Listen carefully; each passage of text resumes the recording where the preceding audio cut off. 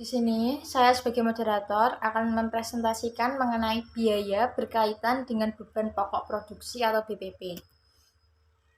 Namun sebelum lanjut,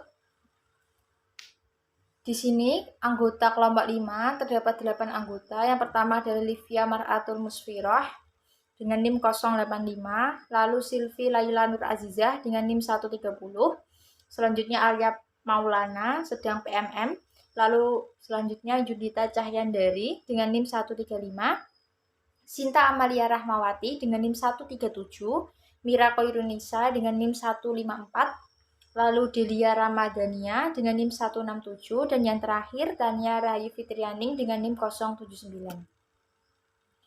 Untuk presentasi kali ini memiliki dua pokok bahasan. Yang pertama adalah konsep akuntansi untuk biaya yang berkaitan dengan beban pokok produksi. Lalu pokok bahasan yang kedua atau yang terakhir adalah cara mencatat transaksi yang berkaitan dengan persediaan, metode FIFO dan average, lalu diakhiri oleh BOP atau beban overhead pabrik. Konsep akuntansi biaya yang berkaitan dengan beban pokok produksi. Beban pokok produksi merupakan biaya yang berhubungan dengan proses produksi, baik secara langsung maupun tidak langsung. Harga pokok produksi merupakan dasar dalam penentuan laba perusahaan dan juga sebagai pedoman dalam menentukan harga jual produk. Perhitungan beban biaya pokok produksi mempunyai tujuan untuk mengetahui berapa besar biaya yang dikorbankan dalam hubungannya dengan pengelolaan bahan baku menjadi barang yang siap dipakai atau dijual. Biaya-biaya yang dikeluarkan dalam proses produksi adalah biaya bahan baku, biaya tenaga kerja, biaya overhead pabrik. Ada dua klasifikasi. Yang pertama biaya utama. Yang termasuk biaya utama yaitu biaya bahan baku, biaya tenaga kerja langsung. Yang kedua biaya konversi. Yang termasuk dalam biaya konversi yaitu biaya tenaga kerja tidak langsung dan biaya overhead pabrik. Tujuan menghitung beban pokok produksi. Berdasarkan pendapat Mulyadi, menghitung beban pokok produksi memiliki 4 macam. Yang pertama yaitu memantau realisasi biaya produk, yang kedua menentukan harga pokok persediaan produk jadi, yang ketiga menentukan harga jual produk, yang keempat menghitung laba rugi periodik. Contoh menghitung beban pokok produksi. Perusahaan Kuning Hijau merupakan perusahaan di bidang industri makanan. Pada bulan Januari, PT Kuning Hijau memiliki persediaan bahan baku mentah sebesar 60 juta dan persediaan bahan setengah jadi senilai 75 juta. Agar memperlancar produksi, PT tersebut menggunakan 10 tenaga kerja yang digaji 5 juta tiap orangnya. Pada periode yang sama, PT Kuning Hijau memiliki stok makanan siap jual senilai 15 juta. Untuk produksi makanannya, PT Kuning Hijau memutuskan untuk membeli persediaan bahan baku mentah sebesar 150 juta. Dalam pembelian bahan tersebut, PT Kuning Hijau dikenai biaya pengiriman senilai 1.500.000. Selama produksi, PT Kuning Hijau mengeluarkan biaya perawatan mesin senilai 25 juta. Setelah selesai, ternyata di akhir Januari, PT Kuning Hijau masih memiliki sisa bahan baku mentah sebesar 5 juta dan sisa bahan setengah jadi senilai 6 juta. Pada akhir bulan, stok makanan siap jual milik PT Kuning Hijau hanya tersisa 3 juta. Jawaban dari soal tersebut, yang pertama kita harus mencari bahan baku yang dipakai. Rumusnya yaitu saldo awal bahan baku ditambah pembelian bahan baku dikurangi saldo akhir bahan baku.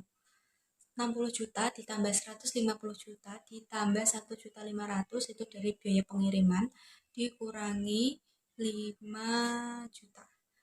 Jadi bahan baku yang dipakai oleh PT Kuning Hijau sebesar 206.500.000 rupiah. Selanjutnya yaitu mencari total biaya produksi. Rumusnya bahan baku yang dipakai ditambah biaya tenaga kerja langsung ditambah BOP. 206.500.000 tadi ditambah 50 juta ditambah 25 juta itu dari biaya perawatan mesin. Jadi total biaya produksi PT Kuning Hijau adalah Rp281.500.000. Selanjutnya, mencari harga pokok produksi. Rumusnya yaitu total biaya produksi ditambah saldo awal persediaan barang dalam proses produksi dikurangi saldo akhir persediaan barang dalam proses produksi. 281.500.000 ditambah 75 juta dikurangi 6 juta yaitu Rp350.500.000. Kemudian mencari beban pokok produksi. Beban pokok produksi rumusnya yaitu harga pokok produksi ditambah persediaan barang awal dikurangi persediaan barang akhir. 350.500.000 ditambah 15 juta dikurangi 3 juta sama dengan 362.500.000. Jadi BPP PT Kuning Hijau yaitu 362.500.000. Berikut adalah jawaban dari contoh soal di atas. Biaya bahan baku sama dengan saldo awal bahan baku ditambah pembelian bahan baku dikurangi saldo akhir bahan baku sama dengan 60 juta ditambah 50 juta ditambah 1.500.000. Biaya pengiriman dikurangi 5 juta sama dengan 206.500.000. Jadi biaya bahan baku sebesar 206.500.000. Total biaya produksi sama dengan biaya bahan baku yang dipakai ditambah biaya tenaga kerja langsung ditambah BOP sama dengan 206.500.000 ditambah 50 juta ditambah 25 juta sama dengan 281.500. Jadi total biaya produksi sama dengan 281.500. Harga pokok produksi sama dengan total biaya produksi ditambah saldo awal persediaan barang dalam proses produksi dikurangi saldo akhir persediaan barang dalam proses produksi sama dengan 281.500 ditambah 75 juta ditambah 6 juta sama dengan 350.500. BPP sama dengan harga pokok produksi ditambah persediaan barang awal dikurangi persediaan barang akhir sama dengan 350.500 ditambah 15 juta dikurangi 3 juta sama dengan 362.500. Selanjutnya, kita akan belajar mengenai cara mencatat transaksi yang berkaitan dengan persediaan. Ada dua metode, yaitu metode FIFO dan metode average. Namun, sebelum lebih lanjut, kita harus tahu terlebih dahulu apa itu metode FIFO dan apa itu metode average. Metode FIFO atau first in, first out adalah persediaan yang pertama kali masuk ke gudang akan keluar pertama kali atau dijual pertama. Metode FIFO ini didasarkan pada asumsi bahwa aliran biaya persediaan masuk disandingkan dengan persediaan yang terjual.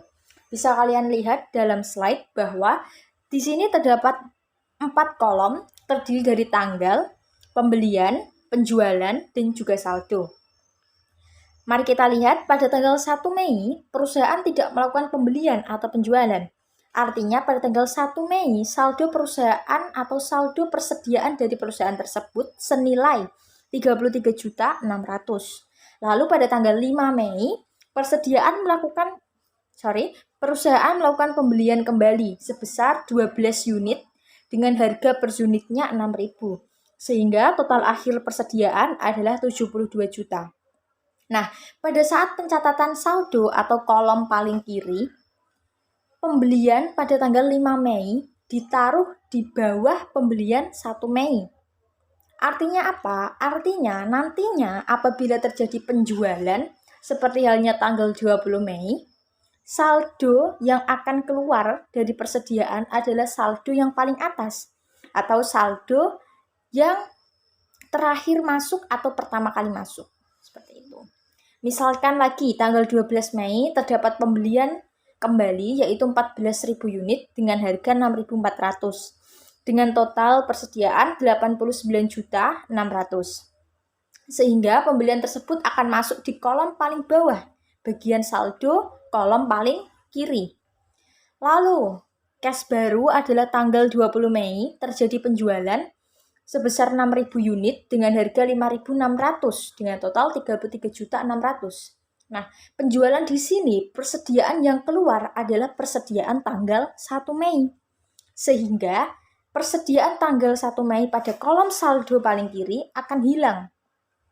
Bersisa 6.000 unit kali 5.600, 33.600. Lalu terjadi penjualan kembali dengan nominal 54 juta. Sehingga 54 juta itu akan mengurangi saldo persediaan yang kolom kedua. Seperti itu. Selanjutnya adalah metode average atau rata-rata tertimbang.